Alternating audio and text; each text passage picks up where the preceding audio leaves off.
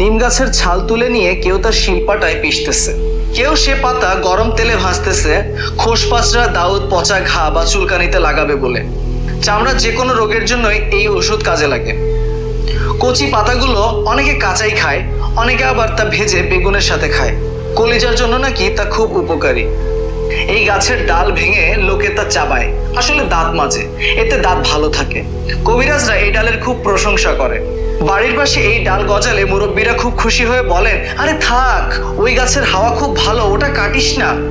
কেউ সে গাছ কাটে না, কিন্তু না কাটলেও সে গাছের যত্নও কেউ নেয় না।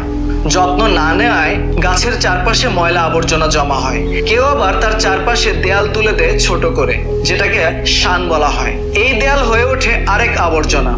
হঠাৎ একদিন এক নতুন লোক এসে নিম গাছটির দিকে মুগ্ধ দৃষ্টিতে চেয়ে রইল। ছাল তুলল না, পাতা ছিঁড়ল না, ডাল ভাঙলো না, শুধু মুগ্ধ দৃষ্টিতে চেয়ে রইল নিম গাছটির দিকে। বলল, বাহ, পাতাগুলো তো খুব সুন্দর, কি সুন্দর থোকা থোকা ফুল, দেখে যেন মনে হয় এক ঝাঁক তারা আকাশ থেকে নেমে এসেছে সাগরে। কিছুক্ষণ চেয়ে থেকে লোকটা চলে গেল।